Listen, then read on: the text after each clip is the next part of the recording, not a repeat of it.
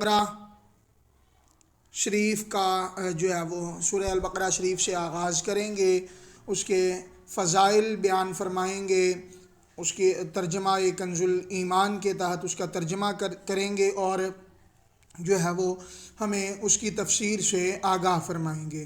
تمامی دوست احباب نے توجہ کے ساتھ جو ہے وہ اس لیکچر میں بیٹھنا ہے، مکمل سننا ہے، انشاءاللہ العزیز بہت کچھ سیکھنے کو ملے گا، بہت کچھ سمجھنے کو ملے گا، اور انشاءاللہ اللہ پاک کے فضل و کرم سے ہمیں اللہ پاک دینی و دنیاوی تعلیمات حاصل کرنے کی توفیق عطا فرمائے۔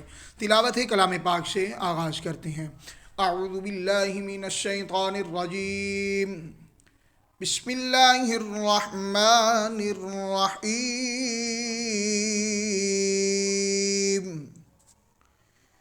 الف لام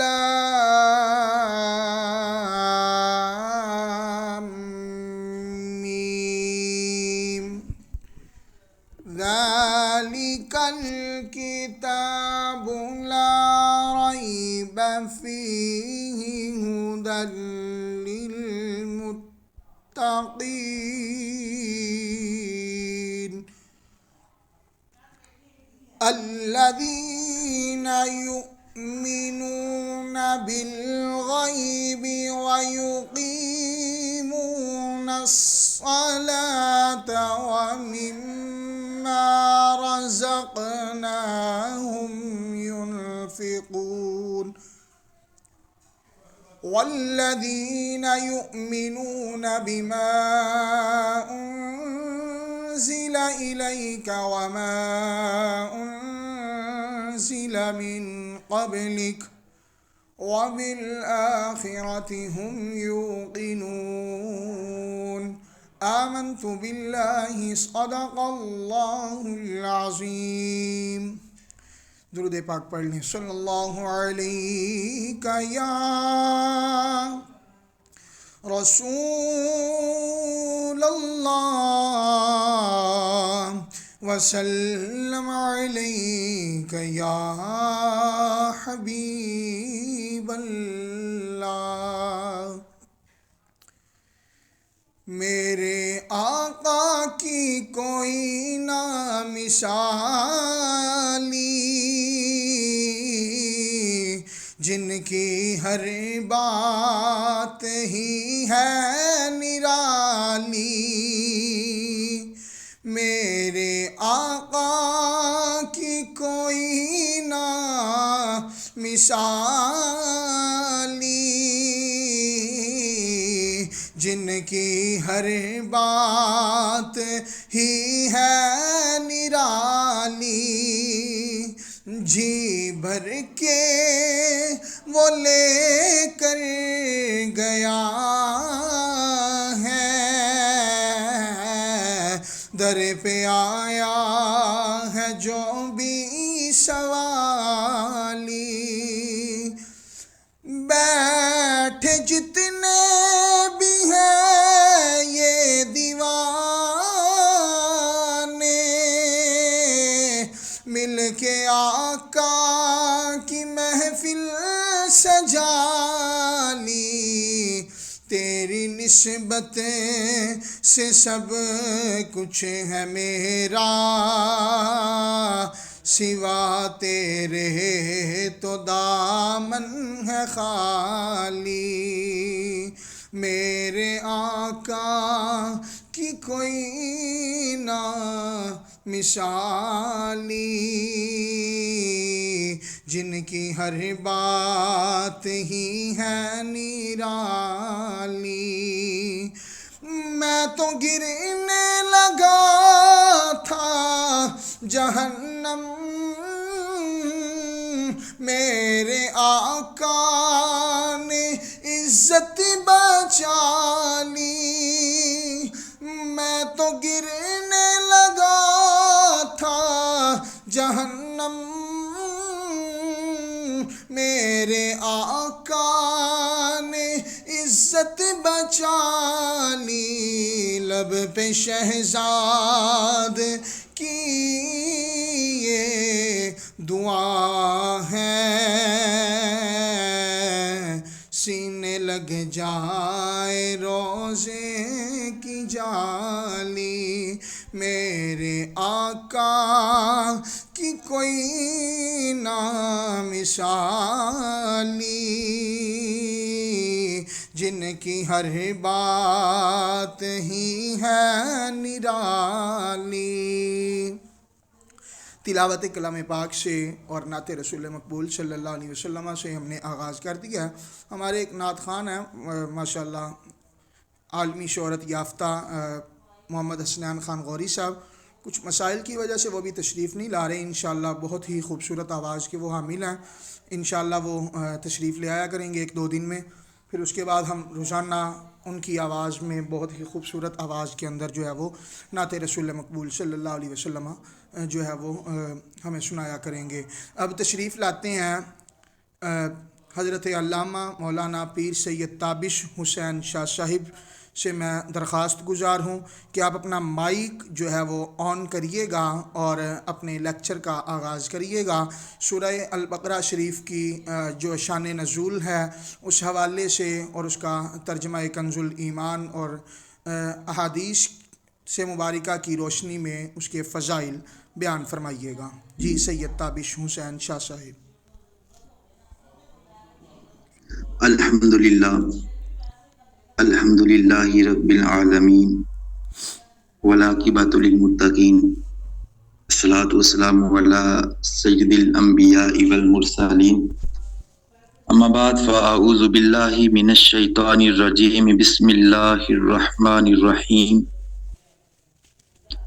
الف لام میم، ذالک الکتاب لا ریب فیہ ھدی للمتقین الذین یؤمنون بالغیب ویقیمون الصلاۃ ومما رزقناہم ینفقون والذین یؤمنون بما انزل الیک وما انزل من قبلک وبالآخرۃ ھم یوقنون۔ آمنت باللہ صدق اللہ العظیم، الصلاۃ والسلام علیک یا سید یا رسول اللہ وعلی آلک واصحابک یا سید یا شفیع المذنبین، الصلاۃ والسلام علیک یا سید یا رسول اللہ وعلی آلک واصحابک یا سید یا رحمۃ للعالمین، الصلاۃ والسلام علیک یا سید یا رسول اللہ وعلی آلک واصحابک یا سید یا خاتم النبیین۔ انشاءاللہ سب سے پہلے آیات مبارکہ کا ترجمہ کریں گے اور اس کے بعد انشاءاللہ مختصر سی تفسیر بیان کریں گے۔ تو سب سے پہلے الف لام میم، یہ حروف مقطعات ہیں، یعنی یہ ایسے حروف ہیں کہ جن کا معنی یا اللہ جانتا ہے یا اللہ کا رسول جانتا ہے۔ اور ذالک الکتاب لا ریب فیہ ھدی للمتقین، اعلیٰ حضرت عظیم البرکت امام اہل سنت مجدد و دین ملت مولانا شاہ احمد رضا خان فاضل بریلوی علیہ رحمہ نے کنز الایمان میں جو ترجمہ کیا ہے انشاءاللہ ہم وہ بیان کریں گے۔ تو اعلیٰ حضرت عظیم البرکت نے یہ ترجمہ کیا ہے، ذالک الکتاب لا ریب، وہ بلند رتبہ کتاب یعنی قرآن پاک، لا ریب کوئی شک کی جگہ ہی نہیں، فیہ ھدی للمتقین اس میں ہدایت ہے ڈر والوں کو، الذین یؤمنون بالغیب وہ جو بے دیکھے ایمان لائیں، ویقیمون الصلاۃ اور نماز قائم رکھیں، ومما رزقناہم ینفقون اور ہماری دی ہوئی روزی میں سے ہماری راہ میں اٹھائیں یعنی خرچ کریں، والذین یؤمنون بما انزل الیک وما انزل من قبلک اور وہ کہ ایمان لائیں اس پر جو اے محبوب تمہاری طرف اترا اور جو تم سے پہلے اترا، وبالآخرۃ ھم یوقنون اور آخرت پر یقین رکھیں۔ یہ نبی پاک کے غلاموں امام اہل سنت نے یہ ترجمہ کیا ہے۔ تو سب سے پہلے یہ جاننا ضروری ہے کہ یہ صورت جو ہے یہ مکی صورت ہے یا مدنی صورت ہے۔ تو دیکھیں یہ سورہ بقرہ جو ہے یہ مدنی صورت ہے، یہ کافی عرصہ تک نازل ہوتی رہی، یہ مدینہ منورہ میں نازل ہونے والی سب سے پہلی صورت ہے۔ اس کی ایک آیت مکہ مکرمہ میں نازل ہوئی ہے اور وہ ہے وَاتَّقُوا يَوْمًا تُرْجَعُونَ فِيهِ إِلَى اللَّهِ۔ اور بعض علماء کرام نے لکھا ہے کہ یہ صورت 1000 خبر، 1000 امر اور 1000 نہیں پر مشتمل ہے، اور شمار کرنے والوں نے بتایا ہے کہ اس صورت میں 287 آیات ہیں، 6080 کلمات ہیں اور 25500 حروف ہیں۔ حضور صلی اللہ تعالی علیہ وآلہ وسلم کے غلاموں، سب سے پہلے لا ریبہ، اس کی تفسیر میں ہم دیکھیں گے کہ علامہ زبیدی کیا لکھتے ہیں۔ تو علامہ زبیدی لکھتے ہیں ریبہ کی تفسیر میں کہ ریبہ کا معنی حاجت ہے۔ حدیث میں ہے نبی پاک صلی اللہ تعالی علیہ وآلہ وسلم کے پاس سے کچھ یہودی گزرے، بعض نے کہا ان سے سوال کرو اور بعض نے کہا تمہیں ان سے سوال کی کیا حاجت ہے، اور ریبہ کا معنی شک اور تہمت بھی ہے۔ ابن الاسیر نے کہا ہے کہ ریب اس شک کو کہتے ہیں کہ جس میں تہمت کا عنصر شامل ہو۔ حدیث میں ہے جس چیز میں ریب ہو اس کو چھوڑ دو اور اس کو اختیار کرو جس میں ریب نہ ہو، یعنی جس چیز میں شک ہو اس چیز کو چھوڑ دو اور تمہیں جس چیز میں شک نہ ہو اس چیز کو تم اختیار کر لو۔ حضرت ابو بکر صدیق رضی اللہ تعالی عنہ نے حضرت عمر رضی اللہ تعالی عنہ کو وصیت کی کہ جس چیز میں بالکل شبہ نہ ہو اس کو لازم کر لو۔ رسول اللہ صلی اللہ تعالی علیہ وآلہ وسلم نے حضرت فاطمہ رضی اللہ تعالی عنہ کے بارے میں فرمایا جو چیز فاطمہ کو بے قرار کرتی ہے وہ مجھے بے قرار کرتی ہے، اور تہذیب میں ہے شک مع تہمت کو ریب کہتے ہیں۔ حضور صلی اللہ تعالی علیہ وآلہ وسلم کے غلاموں، شک کی حقیقت ہے کسی چیز کا دل میں کھٹکنا۔ شک کی حقیقت یہ ہے کہ کسی چیز کا دل میں کھٹکھٹنا اور دل کا مضطرب ہونا شک کی ضد طمانیت ہے۔ یعنی آیت کا معنی یہ ہے اس کتاب کے منزل من اللہ ہونے میں، اس کی ہدایت اور ارشاد میں فصاحت اور بلاغت کے لحاظ سے، اس کے معجز اور بے مثال ہونے میں کسی قسم کے شک و شبہ کی گنجائش ہی نہیں ہے۔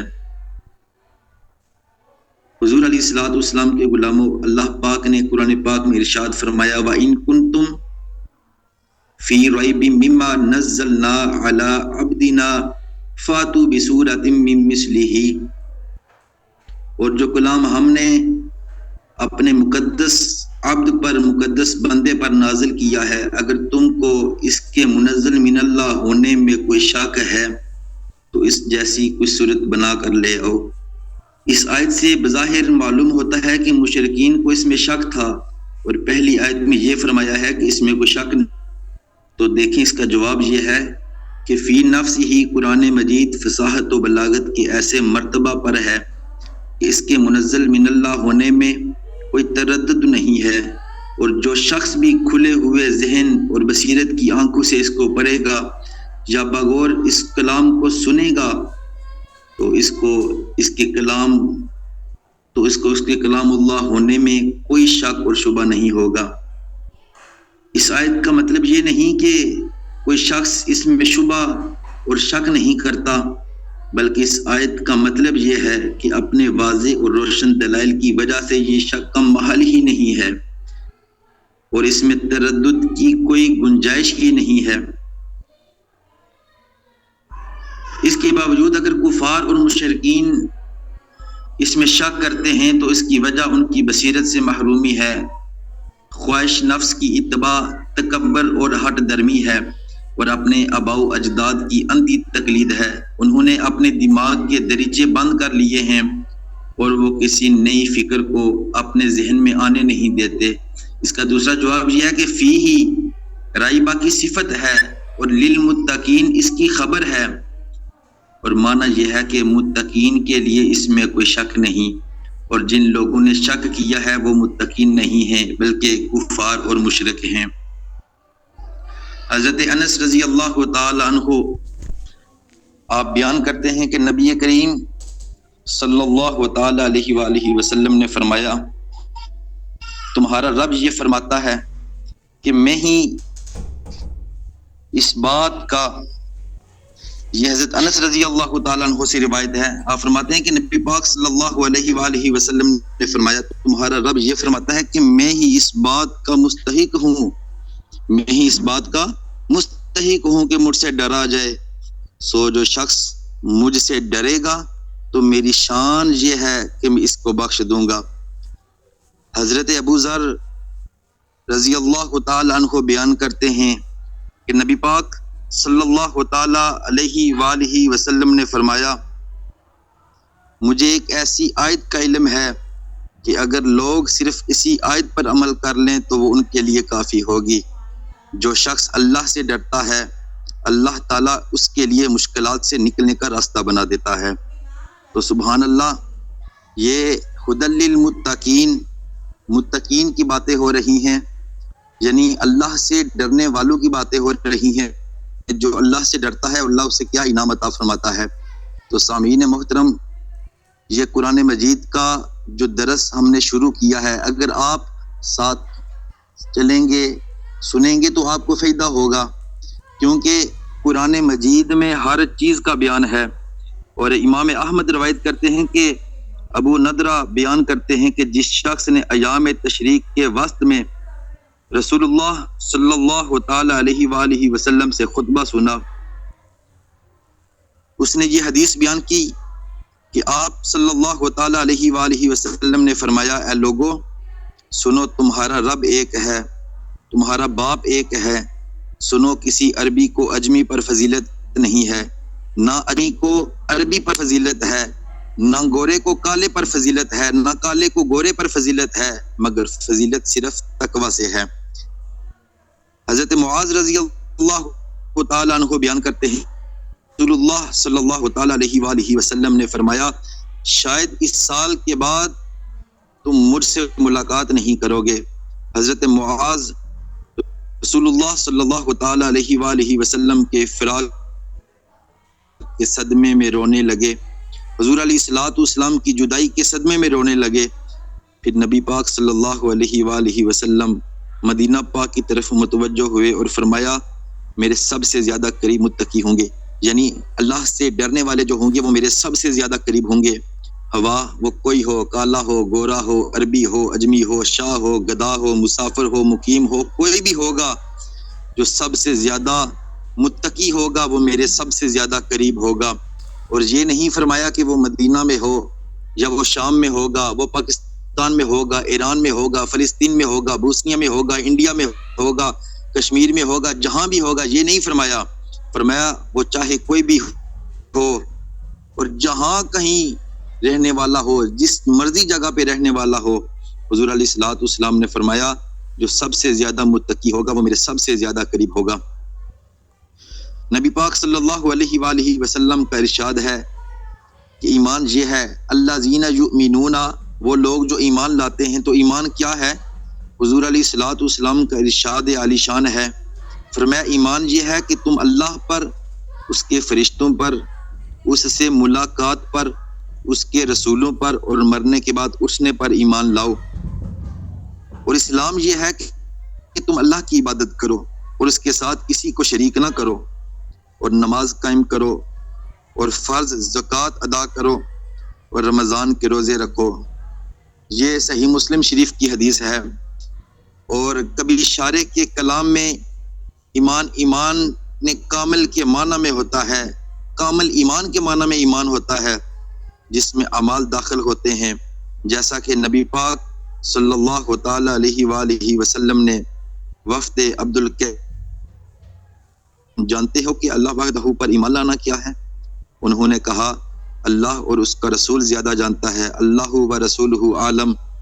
تو آپ صلی اللہ تعالی علیہ وآلہ وسلم نے فرمایا اس بات کی گواہی دینا کہ اللہ کے سوا کوئی عبادت کا مستحق نہیں، محمد صلی اللہ تعالی علیہ وآلہ وسلم اللہ کے رسول ہیں، اور نماز قائم کرنا، زکوٰۃ ادا کرنا، رمضان کے روزے رکھنا اور مال غنیمت سے خمس ادا کرنا۔ الذین یؤمنون بالغیب، یہ تو ایمان کی باتیں ہوئیں، آگے غیب پر باتیں کرتے ہیں۔ تو غیب کا معنی کیا ہے؟ غیب کا معنی یہ ہے جس چیز کا حواس سے ادراک نہ کیا جا سکے اور نہ اس کو ابتدائی عقل سے معلوم کیا جا سکے، وہ غیب ہے۔ اس کا علم صرف انبیاء کرام علیہ السلام کے خبر دینے سے ہوتا ہے، یعنی غیب یا اللہ جانتا ہے یا اللہ کے پیارے حبیب جانتے ہیں، اللہ کے رسول جانتے ہیں، اللہ کے نبی جانتے ہیں۔ اور جو چیز یہ علامہ زبیدی لکھتے ہیں، آپ فرماتے ہیں جو چیز تم سے غائب ہو وہ غیب ہے۔ ابو اسحاق زجاج نے یؤمنون بالغیب کی تفسیر میں کہا ہے جو چیز متقی، اور نبی پاک صلی اللہ تعالی علیہ وآلہ وسلم نے ان کو اس کی خبر دی، وہ غیب ہے، جیسے مرنے کے بعد اٹھنا، جنت و دوزخ، اور ہر وہ چیز جو ان سے غائب تھی نبی پاک صلی اللہ علیہ وآلہ وسلم نے ان کو اس کی خبر دی کہ وہ غیب ہے۔ اور الذین یؤمنون بالغیب ویقیمون الصلاۃ، اب بات کرتے ہیں یقیمون الصلاۃ پر۔ اللہ رب العزت کا ارشاد ہے وَأَقِیمُوا الصَّلَاةَ وَلَا تَکُونُوا مِنَ الْمُشْرِکِینَ، اور نماز قائم کرو اور تم مشرکوں میں سے نہ ہو جاؤ۔ اسی طرح ایک اور مقام پر خالق کائنات نے ارشاد فرمایا کہ ما سلککم فی سقر قالوا لم نک من المصلین، فرمایا ما سلککم فی سقر قالوا لم نک من المصلین، فرمایا جنتی جو ہوں گے نا مجرموں سے سوال کریں گے کہ تم کو کس چیز نے دوزخ میں ڈال دیا، تم کو کس چیز نے دوزخ میں داخل کر دیا، کون سے ایسا عمل کرتے تھے کہ تم دوزخ میں چلے گئے، تمہارے دوزخ جانے کی وجہ کیا ہے؟ تو وہ کہیں گے جو دوزخی ہوں گے دوزخی کہیں گے ہم نماز پڑھنے والوں میں سے نہ تھے، یعنی ہم نماز نہیں پڑھتے تھے تو اس وجہ سے ہم دوزخ میں چلے گئے۔ امام مسلم روایت کرتے ہیں، انہو بیان کرتے ہیں کہ نبی پاک صلی اللہ تعالی علیہ وآلہ وسلم نے فرمایا کسی شخص اور اس کے کفر اور شرک کے درمیان جو چیز فرق کرتی ہے وہ نماز کو ترک کرنا ہے، یعنی ایسے سمجھ لیں یعنی نماز کو ترک کرنا کافر اور مشرکوں کا کام ہے، اور بعض احادیث مومن میں اور کافر میں جو چیز فرق کرتی ہے وہ نماز ہے، تو نماز سے ہی معلوم ہوتا ہے یہ بندہ مومن ہے یا کافر ہے۔ یہ احادیث مبارکہ ہیں، اور الحمدللہ یہ ساری احادیث مبارکہ میں آپ کے سامنے عرض کر رہا ہوں۔ امام نسائی سنن نسائی میں یہ روایت کرتے ہیں، حضرت ابو ہریرہ رضی اللہ تعالیٰ عنہ بیان کرتے ہیں کہ نبی پاک صلی اللہ تعالیٰ علیہ وآلہ وسلم نے فرمایا بندے سے قیامت کے دن سب سے پہلے جس چیز کا حساب لیا جائے گا وہ نماز ہے، اگر وہ مکمل ہوئی تو مکمل لکھی جائے گی، اور اگر اس میں کچھ کمی ہوئی تو کہا جائے گا دیکھو کیا اس کی کچھ نفلی نمازیں ہیں، اس کی کچھ نفلی نمازیں ہیں جن سے اس کے فرض کی کمی کو پورا کر دیا جائے گا، سبحان اللہ، پھر باقی اعمال کا اسی طرح حساب لیا جائے گا۔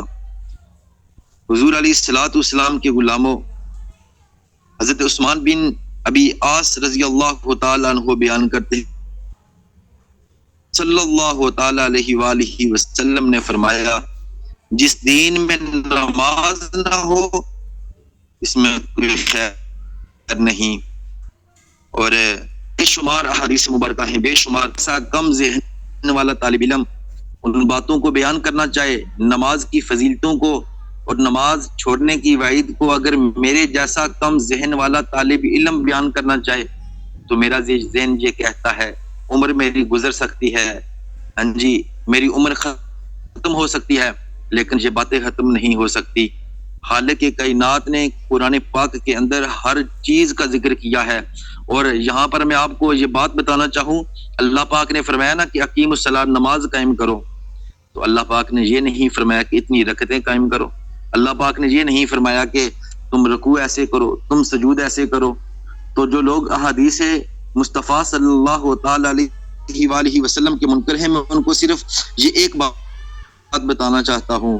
تو میں ان سے یہ کہنا چاہتا ہوں کہ تم کہتے ہو صرف قرآن کو مانو, حدیث کو نہ مانو. میں نے کہا قرآن نے تو کہا ہے اقیم الصلاۃ, نماز قائم کرو, لیکن مجھے یہ بتا دو قرآن میں کہیں پہ ہے کہ نماز ایسے قائم کرو, رکوع ایسے کرو, سجود ایسے کرو؟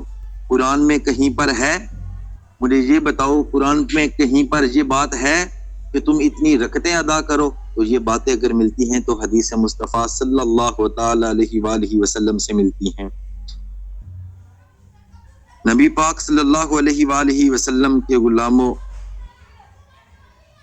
اور جگہ پر یہ حدیث مبارکہ ہے مسند احمد میں کہ نبی پاک صلی اللہ تعالی علیہ وآلہ وسلم نے فرمایا 7 سال کی عمر میں اپنے بچوں کو نماز پڑھنے کا حکم دو. لیکن ہمارے معاشرے میں اگر دیکھیں تو کیا ہوتا ہے, معاشرے میں لوگ اپنے بچوں کو لے کر مسجدوں کی طرف نہیں جاتے, وہ بلکہ کوئی فلمیں دیکھنے کے لیے جا رہا ہے, کوئی ڈرامے دیکھنے کے لیے, LCD لگائی تو 7 بچوں کو بھی بٹھا دیا, موبائل پہ گیمیں شروع کی, کچھ ویڈیو دیکھی تو 7 بچوں کو بھی بٹھا دیا. لیکن جب وہ بچے بڑے ہوتے ہیں پھر والدین کی فرما برداری نہیں کرتے. تو جو بچہ والدین کا فرما بردار نہیں ہو سکتا, امام الانبیاء کے غلاموں وہ خدا اور اس کے مصطفیٰ کا کیسے فرما بردار ہو سکتا ہے؟ اس وجہ سے ہم سب کو چاہیے کہ اپنے بچوں کی ایسی پرورش کریں. ہماری ماؤں کو بھی چاہیے کہ وہ اپنے بچوں کی اس طریقے سے پرورش کریں, اٹھیں تو یہ لوری دیں لبیک یا رسول اللہ, بٹھائیں تو یہ لوری دیں لبیک یا رسول اللہ. جب ایسی ہم اپنے بچوں کی پرورش کریں گے تو الحمدللہ پھر ہمارے بچے ولی کامل بھی بن جائیں گے, خدا اور اس کے مصطفیٰ کے فرما بردار بھی بن جائیں گے. تو نبی پاک صلی اللہ علیہ وآلہ وسلم نے فرمایا 7 سال کی عمر میں اپنے بچوں کو نماز پڑھنے کا حکم دو, اور 10 سال کی عمر میں ان کو مار کر ان سے نماز پڑھاؤ, اور ان کے بستر الگ کر دو.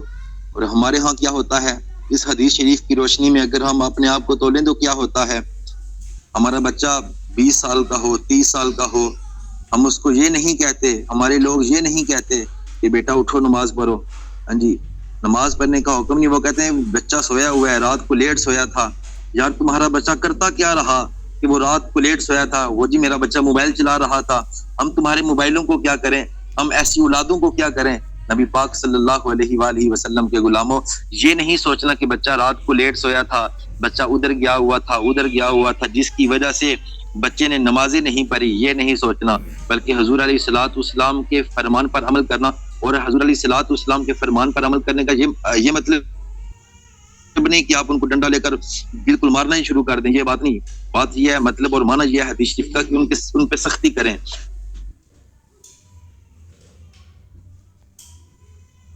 ہاں اگر مارنے پر نوبت پہنچے تو پھر نبی پاک صلی اللہ علیہ وسلم کے غلاموں آگے چلتے ہیں. والذین یؤمنون بما انزل الیک وما انزل من قبلک, یہاں پر تھوڑی سی تفسیر کریں گے. تو وحی جو ہوتی ہے نا, وحی اس سے مراد یہ ہے کہ جو وحی ہوتی ہے اس کی تلاوت کی جاتی ہے, یعنی جس وحی کی تلاوت کی جاتی ہے وہ بھی مراد ہے, اور یعنی قرآن پاک, اور وہ وحی بھی مراد ہے کہ جس کی تلاوت نہیں کی جاتی, یعنی سنت جیسے نماز کی رکعات کی تعداد, اس کی حد مخصوصہ, اور زکوٰۃ, عشر, قربانی کی مقدار اور کیفیت, روزہ اور حج کے احکام, اور جنایات حدود کی تفصیلات. یہ تمام امور صرف رسول اللہ صلی اللہ علیہ وآلہ وسلم کے بیان سے ثابت ہیں.